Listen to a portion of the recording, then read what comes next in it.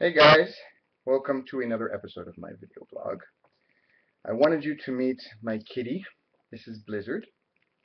Blizzard is a purebred Persian, and she's also very much a snob. Everything usually has to be on her terms.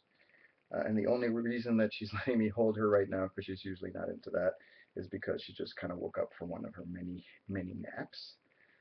I adopted her a couple years ago after a friend of mine who had her since she was born couldn't really keep her anymore.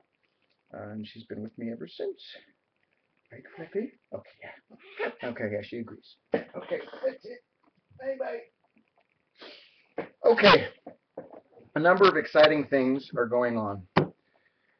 Um, First and foremost, next week, March 27th, is the official release date of my video for Avalanche, which we started working on over the summer and should have been completed a long time ago, but we had some editing issues. It was filmed very beautifully by a really talented photographer named Idan Barazani, who is a big fan of the music and has become a friend. And then it was edited extremely masterfully by the genius that is Roy Konevsky, who I've been spending quite a lot of time with lately, who's also going to be filming and editing my next video, which is going to be a big surprise. But I will definitely keep you posted on that. In the meantime, March 27th. This is something very different from anything I have done up until now. It is a much higher caliber. It's a different level altogether, and it was done very well. And I think you're going to enjoy it. I'm going to need your help to kind of just get it out there to the world and release it to your friends. Share it with your friends. You know, I want 1,000, 2,000, 3,000 hits overnight. That would be great. Everyone has told me up until now that until you have a high quality video, no one is really going to pay attention. I'm currently, soon enough, the little crappy amateur in-studio video that I did has over 15,000 hits. So I'm hoping that we can pass that with this. I think the video captures a lot of the elements of the song. It feels very right. It feels very true to both the music and to me. And yeah, I'd love to hear your feedback on it. So stay tuned on Wednesday. It'll be up on the Facebook page, on my fan page. It'll be up on my YouTube channel. If you haven't subscribed to my YouTube channel, I encourage you to do so. This way you don't miss stuff just like these great little video blogs that I have been getting some good responses, good feedback from. People feel they know me a little bit better. And yeah, you are here with me in Israel, which is fantastic. And yeah, and the other update that I just wanted to kind of throw out there before I begin answering questions today is that I am finally going to make it happen. We are going to do a North American tour. It's just going to be me, not the band. I couldn't bring them along this time around, as it is was complicated enough to get me to come. And I'm going to be in multiple cities. I'm going to be in Los Angeles, hopefully in San Diego as well. Chicago. Chicago already has 2 venues lined up, 2 dates. May 19th in the Elbow Room, which is, I think, in Lakeview or Lincoln Park, or sort of on the border of the two.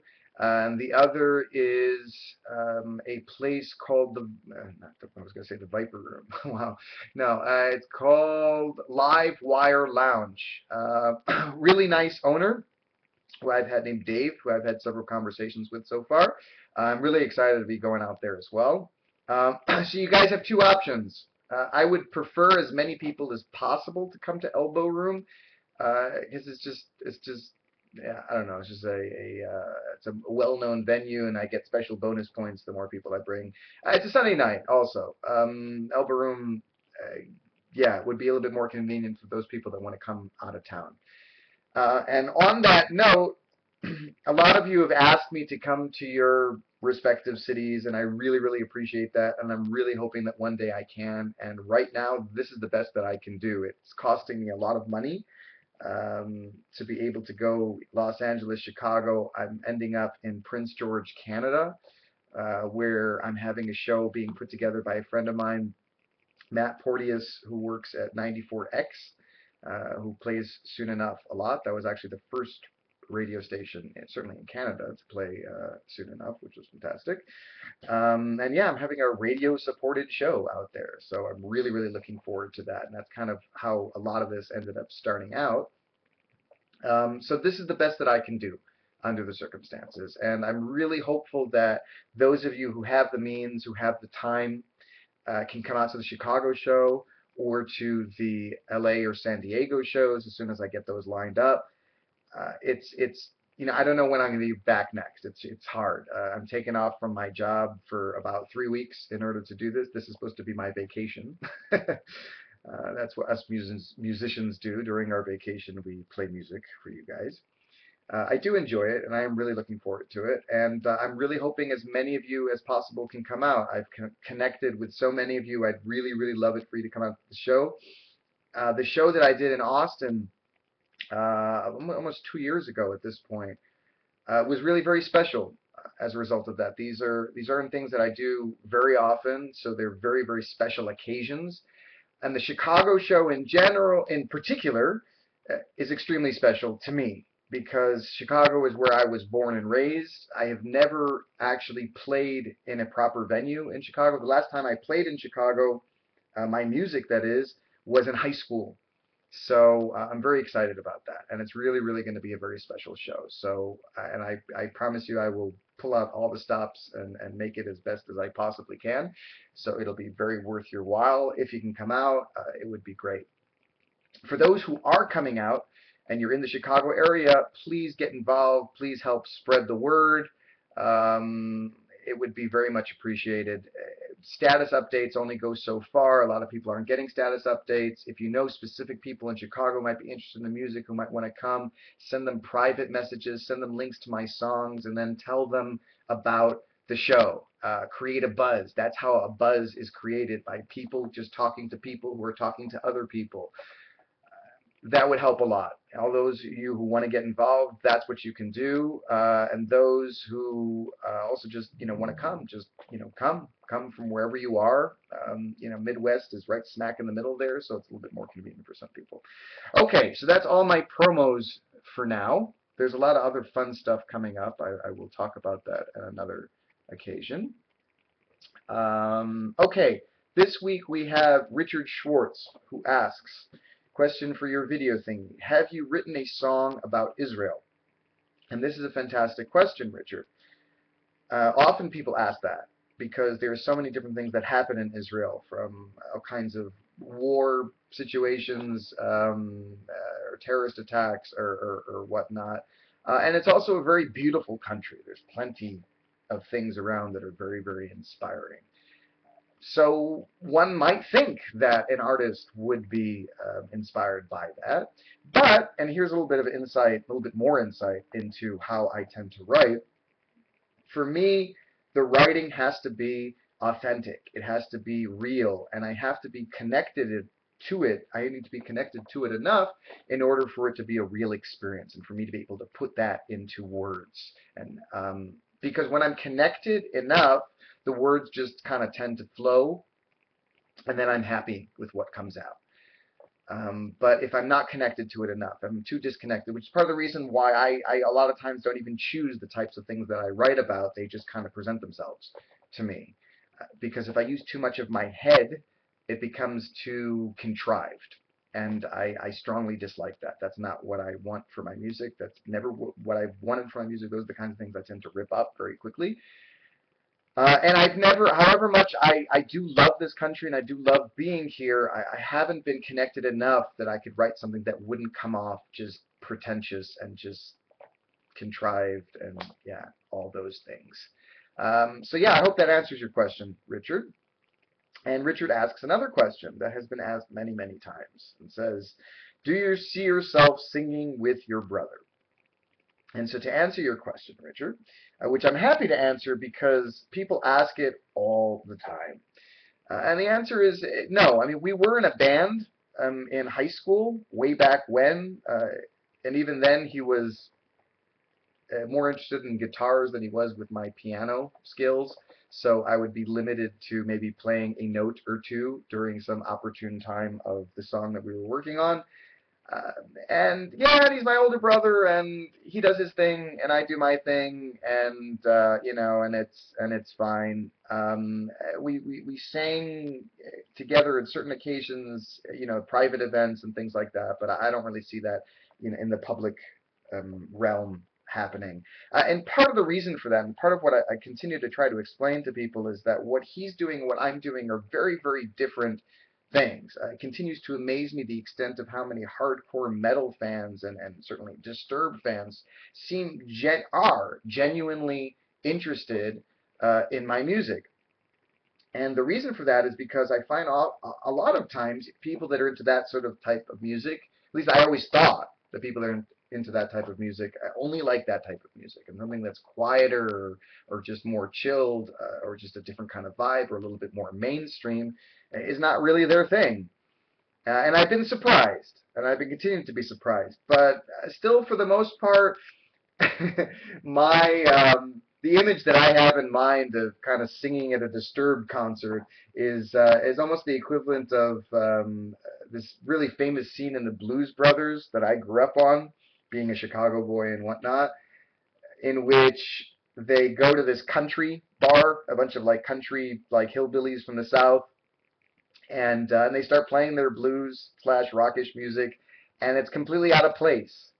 We actually had a gig like that once here. We played this Russian bar, this Russian metal bar in the south of Israel, and I also feared the same thing happening. In the end, it didn't. It was okay. But yeah, I fear, like, you know, in the scene they're behind this cage and they're throwing stuff at them, and it's really wild and really crazy. And yeah, that's kind of what I envision. You know, my stuff is chilled. It's different. It's more mellow.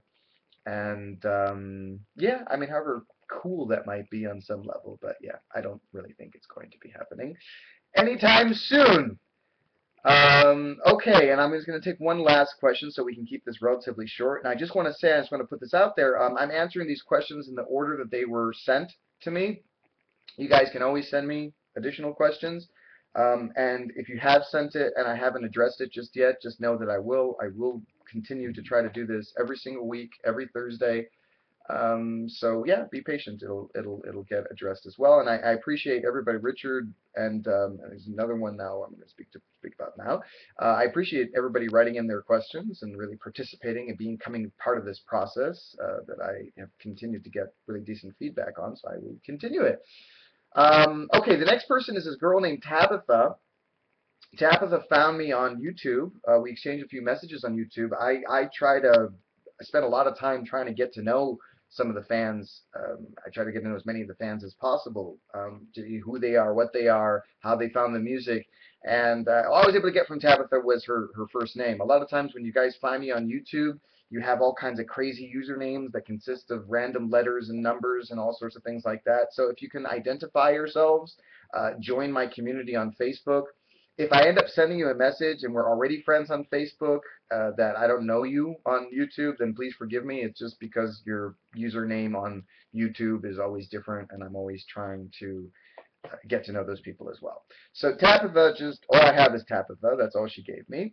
She asks me, do you ever feel overwhelmed when some people compare you to your brother? And it's a very interesting question. It was something that I addressed at length in a note, a very long note that I put up on Facebook that you can find among my notes on my profile. Those of you who are friends with me on Facebook, and those of you who aren't, you should be friends with me on Facebook. And the answer is no. I don't really feel overwhelmed with the comparisons. They annoy me sometimes. Whether I'm better, whether he's better, whether our voices are exactly alike, which I find kind of amusing because I do really wonder, those of you who know the connection, if you didn't know the connection, whether you would really think that our voices are alike. My voice teacher often says that the human voice is more distinctive than a fingerprint. So my voice and his voice are very different. We talk similarly because we are brothers and we do share the same genes and we grew up kind of in the same house. But yeah, I really don't think that we sing the same way at all. It's different, very, very different. And it doesn't really overwhelm me. I don't really feel like kind of in his shadow or anything because I've been doing this since I was 13. And my music career in that sense has always been very independent to anything that was going on with him. Both of us were always just very into music. And it's my passion, it's my therapy. It's always been very, very special to me. So I don't feel that that's connected at all. Like I'm very happy about his success, very proud of his success, as he is proud of mine so far. But I don't feel overwhelmed. The things that do annoy me, and this I'll kind of put out there. I'm very happy that a lot of you find me through him. That's fantastic. That's a sort of a PR advantage that I have that almost no other starting artist has out there, and it's really worked fantastically. But those of you that have all these questions for him, I don't, nobody wants to be somebody's messenger boy, and I don't want to do I don't want to do his PR service for him. And if you have questions for my brother, then by all means, please ask him. Don't ask me. But a question like that of how I feel about certain things and just, stuff from my perspective, that's definitely legitimate and that's fine, and I'm happy to answer. That's why I'm very happy to answer Tabitha's question and Richard's question about singing together. Those are very, very relevant, and those don't annoy me at all.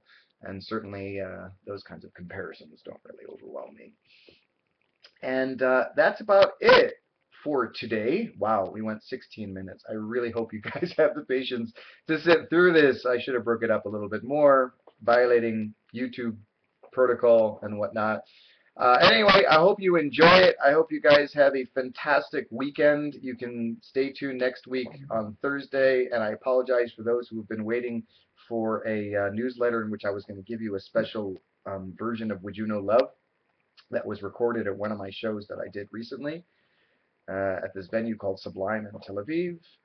And I'm hoping to get that out real soon. Things have just been a bit overwhelming lately with all kinds of things going on. There's also a big holiday going on out here. And yeah, that's it.